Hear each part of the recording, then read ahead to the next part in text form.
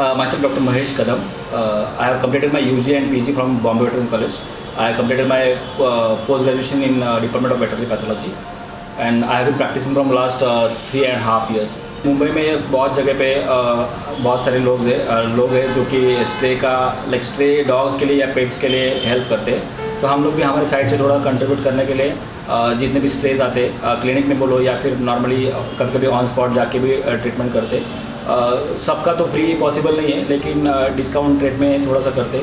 Vaccination हम लोग साल में कम से कम 2 बार फ्री एंटी रेबीज़ का वैक्सीनेशन कैंप भी रखते हैं घाटकोपर क्लिनिक में। जो पपीज़ या किटन होते हैं या छोटे एनिमल्स होते हैं, मतलब यंग वंस होते हैं ना, तो उनका प्रॉब्लम क्या होता है कि पपीज़ को ये करते हैं लाइक परचेस करते हैं। नॉर्मल अगर कोई ब्रीड रहेगा तो उसको, तो वो टाइम में ब्रीडर लोग क्या करते हैं कि बहुत जल्दी उनका वीनिंग करते हैं। वीनिंग मतलब क्या होता है कि सेपरेशन फ्रॉम मदर। नॉर्मली क्या होता है कि 2.5 मंथ्स तक कोई भी पपी को या किटन को आपको ये करना पड़ता है, जैसे उसकी मम्मी का जो दूध है वो देना पड़ता है। लेकिन ये प्रैक्टिकली पॉसिबल नहीं है, क्योंकि क्या होता है कि उसका ब्रीडर का लॉस भी है ना उसके अंदर ऐड होता है। एक तो फूड का कॉस्ट होता है, दूसरी बात अगर कोई पपी उसके ब्रीडर के पास कोई इन्फेक्शन की वजह से मर जाता है तो उसका लॉस होगा। उसलिए वो लोग क्या करते हैं कि जैसे थोड़ा कम एज में उनको सेल कर देते हैं और हम लोग भी उसको ले लेते हैं। ठीक है, नो प्रॉब्लम।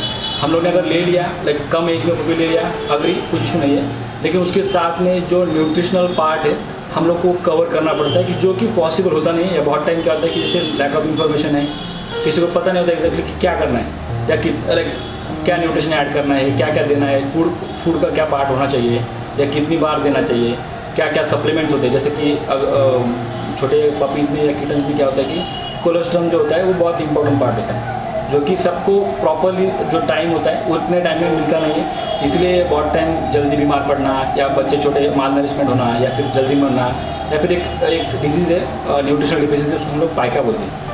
तो उसमें क्या होता है कि आपका जो ब्लड का जो कैल्शियम फास्फोरस जो लेवल होता है उसका जो बैलेंस है थोड़ा सा बिगड़ जाता है। उसकी वजह से वो कुछ भी जो एडिबल चीज़ें नहीं है, जैसे नॉन फूड ऑब्जेक्ट होता है, वो कुछ भी खा लेते हैं, जैसे कि प्लास्टिक बोलो, पेपर बोलो, या नीचे जो भी ग्राउंड में जो मिलेगा या फ्लोरिंग के ऊपर जो मिलेगा तो वो सब खा लेते हैं। तो यहाँ पर जो भी पपी आता है तो हम लोग तो पहले आधा घंटा उनको लेक्चर देते हैं कि क्या क्या आपको करना पड़ेगा पपी के लिए। मतलब खाने का पार्ट हो तो अलग, लेकिन नीचे क्या रखना है, क्या नहीं रखना है, कितनी बार उसको खिलाना है, आपको कितनी क्वांटिटी में खिलाना है, वो ब्रीड के हिसाब से, एज के हिसाब से, उसके वेट के हिसाब से वो वैरी करता है। क्या क्या मल्टीवाइटामिन्स आपको देने हैं उसको, या क्या क्या उसको मिनरल सप्लीमेंट देने, क्योंकि मोस्ट ऑफ द टाइम क्या होता है कि कुछ स्पेसिफिक मिनरल्स है, उसकी वजह से बहुत सारा चेंज आता है आपके पपी के बिहेवियर में, मतलब खाने के बारे में। तो उसके रीज़न तो बहुत है। उसमें आपका एक न्यूट्रिशन पार्ट हो गया, दूसरा पार्ट है उसमें आपका एंग्जाइटी पार्ट। जैसे कभी कभी सेपरेशन एंग्जाइटी है, घर में कोई नहीं है, छोटा बच्चा है, उसको आप छोड़ के गए हो, स्ट्रेस या उसको थोड़ा लैक ऑफ एंगेजमेंट, मतलब उसको अगर आप एक्सरसाइज देते नहीं हो या घर में ही होता है दिन भर में, उसके साथ कोई खेलता नहीं है या अटेंशन मिलता नहीं है उसको, तो वो टाइम में भी क्या करता है कि वो नॉन फूड ऑब्जेक्ट होते हैं वो खा लेते हैं एक्सीडेंटली। तो फॉरेन बॉडी का जो प्रॉब्लम है, मतलब जैसे उसके वजह से जो मतलब खाते हैं या स्टमक के अंदर जो फॉरेन बॉडी होती है, ये प्रॉब्लम यहाँ पर मुंबई में बहुत कॉमन है, क्योंकि लाइक पेट्स ज़्यादा है, लोग सब जॉब करते हैं, तो सबको पॉसिबल नहीं कि 24/7 उसके डॉग के पास या कैट के पास रहे। तो यहाँ पर वो केसेस बहुत फ्रिक्वेंटली आते हैं। ये तो हो गई अपना जो पेट्स है उनकी बात, लेकिन बहुत टाइम क्या होता है कि ये प्रॉब्लम लाइक पेट से तो कभी कभी वो सॉल्व भी करते हैं हम लोग, क्योंकि ओनर होते हैं उनको। लेकिन जो बाहर के स्ट्रे डॉग्स है, कैट्स है, या बहुत टाइम जो लार्ज एनिमल्स है उसके अंदर, अपने यहाँ पर मुंबई में तो गाय आपको बहुत सब जगह पर दिखेगी, तो उन लोगों में भी ये प्रॉब्लम बहुत कॉमन है। क्योंकि एक तो पहली बात है तो उनको खाना प्रॉपरली मिलता नहीं।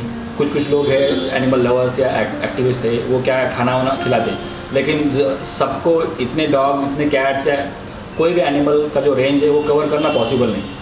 तो उनके हिसाब से जो उनको मिलता है, जैसे बिस्किट मिलते हैं वो खिलाते हैं, या कभी कभी घर का जो बच्चा कुच्चा होता है वो खिलाते हैं, चपाती खिलाते हैं। उसमें एक पार्ट है, जैसे कि आप जो अगर आपको कुछ देना है, मतलब डॉग्स को या कैट को आपको अगर कुछ खिलाना है या फीड करना है आपको, तो बहुत टाइम हम लोग ये मारी बिस्किट या कोई भी बिस्किट यूज़ करते हैं या वीट प्रोडक्ट यूज़ करते हैं। तो उसके अलावा अगर आप नॉर्मल राइस यूज़ करोगे, राइस के साथ में आप एग्स यूज़ करते हो, जो कि आपको बहुत सस्ते मिलते हैं, like one of the best animal like cheapest animal protein है, सोर्स है वो। तो नॉर्मली आप उनके डाइट में आप ऐड कर सकते हो। अगर जो एनिमल एक्टिविस्ट है या जो लाइक एनिमल फीडर्स है, तो वो उनके लिए नॉर्मली ईजी पड़ेगा ये। जैसे यहाँ पर बहुत सारी लाइक मुंबई में तो गाय भी आपको दिखेगी रास्ते पे। अभी यहाँ पर लोगों को रहने के लिए जगह नहीं है, तो ग्रास का तो पार्ट ही अलग है। तो इसलिए जब आप जो हम लोग कचरा घर में भी जो कचरा हम लोग ये करते हैं सेपरेट कर, जिसमें एक प्लास्टिक वाला या जो नॉन ईटेबल पार्ट है वो अलग रखते हैं, और जो खाने वाला या जो वेट वाला पार्ट है वो अलग रखते हैं। तो उसमें गलती से भी कुछ प्लास्टिक ऑब्जेक्ट्स या छोटा मोटा जो पॉइंटेड जो ऑब्जेक्ट जैसे सुई होता है या कोई भी होता है, वो जितना हो सके उतना आप अवॉइड करोगे तो फॉरेन बॉडी का जो प्रॉब्लम आता है जो लार्ज एनिमल में, जिसकी वजह से बहुत सारी गाय या लार्ज एनिमल मरते हैं, तो वो थोड़ा कम हो जाएगा प्रॉब्लम। एक्चुअल में आजकल एनिमल बर्थ कंट्रोल के लिए बहुत सारे लोग अभी अवेयरनेस की वजह से थोड़ा सा ये कर रहे हैं, लाइक इनिशिएटिव ले रहे हैं कि एरिया के जो डॉग्स है या कैट्स है उनको एडमिट करते हैं एनजीओ में, या फिर जहाँ पर कैंप्स होते हैं लाइक फ्री या थोड़ा सा डिस्काउंटेड रेट में जो कैंप होते हैं वहाँ पर सर्जरी के लिए या फिर ABC के लिए भेजते हैं, मतलब एनिमल बर्थ कंट्रोल या न्यूट्रिंग के लिए हम लोग बोलते हैं उसमें। तो वो करने से पहले खाली मुझे एक मैसेज देना है कि जब आप उनको एडमिट कर रहे हो तो उसके पहले एक जस्ट बेसिक प्रोटोकॉल है। जैसे कैट रहेगा तो कैट का एक स्पेसिफिक वैक्सीन आता है, 3-in-1 बोलते हैं हम उसको, या फिलिजन या फिर ट्राइकैट उसका ये होता है। या फिर अगर डॉग रहेगा तो उसके लिए आपको 9-in-1 या फिर DHPPI एंड लेप्टो उसका एक वैक्सीन होता है, और एक कैनल कफ का वैक्सीन होता है। तो बहुत टाइम क्या होता है कि जैसे जो डॉग एनजीओज में जाते हैं, डॉक्टर का तो काम होता है सर्जरी करना, वो तो करेंगे प्रॉपरली, उसका इशू नहीं है। लेकिन क्या है कि यहाँ पर इंडिया में इतने डॉग्स को मैनेज करना या फिर जो हाइजीन रखना है लाइक पॉसिबल नहीं है वो, क्योंकि बहुत सारे पेशेंट्स हैं। तो वो टाइम में हॉस्पिटल में क्रॉस इन्फेक्शन आने का चांसेस जो होता है वो बहुत ज़्यादा आता है। उसकी वजह से बहुत सारे स्ट्रेस की लाइक मौत होती है लाइक साल में।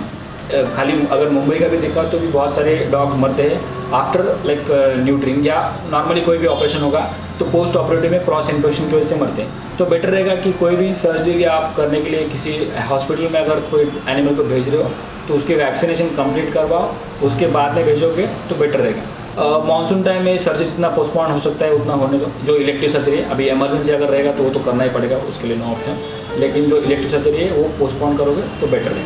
और वैक्सीनेशन जो है वो मस्ट है बिफोर सर्जरी, अगर नहीं हुआ है तो। साल में तो रेबीज़ को तो आपको लाइक हर क्लिनिक का एक ये होता है कि साल में कम से कम एक बार फ्री एंटी रेबीज वैक्सीनेशन का कैंप करें, वो तो आपका रेबीज़ का फ्री हो जाएगा। लेकिन जो 9-in-1 है या फिर DHPPI डॉग्स में और कैट में जैसे 3-in-1 बोलते हैं हम लोग, तो वो फ्री में होता नहीं है। लेकिन आपको कम रेट में करने वाले भी बहुत सारे डॉक्टर्स हैं मुंबई में, वहाँ से आप जाके करके ले सकते हो। उसके बाद में उसका सर्जरी का या उसको एडमिट करने का सोचो तो वो बेटर रहेगा, वो कैट के लिए भी, और जो उनके साथ में दूसरे कैट रहते हैं जब वापस आएगा ऑपरेशन के बाद तो उनके लिए।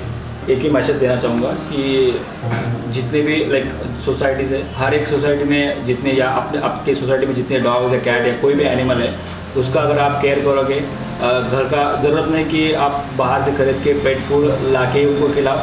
जो घर पे बचा कुचा फूड है जो कि लाइक नॉर्मल वाला प्लेन जैसे राइस होता है या चपाती होते हैं वो भी आप खिला सकते हो, ताकि जो बाहर के जो पेट से खाना नहीं मिलने की वजह से जो प्लास्टिक खाते हैं या फिर बहुत टाइम कुछ भी कचरा वचरा खाते हैं वो खाना थोड़ा कम हो जाएगा, तो वो बच जाएंगे। उनको ये प्रॉब्लम को फेस करने की ज़रूरत नहीं पड़ेगी, क्योंकि बहुत टाइम ऐसे भी यहाँ पर लाइक लोग हैं जो कि देखते भी नहीं है, मतलब पेट दिख रहा है आपको कि उसको प्रॉब्लम है या वो एक जगह पे पड़ा है या बीमार है, तो बहुत सारे लोग अच्छे भी है जो कि लेके जाते डॉक्टर के पास, ट्रीटमेंट होता है उसका। लेकिन बहुत सारे ऐसे भी है जो कि देखते भी नहीं है, उल्टा उसको लाइक थोड़ा हार्ड करने का ट्राई करेंगे, मारेंगे, ये करेंगे।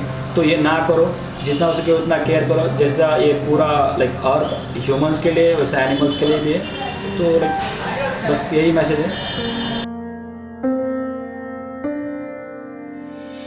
Please subscribe to our channel Talking Tales and do not forget to press the bell icon so that whenever we upload a video, you'll come to know.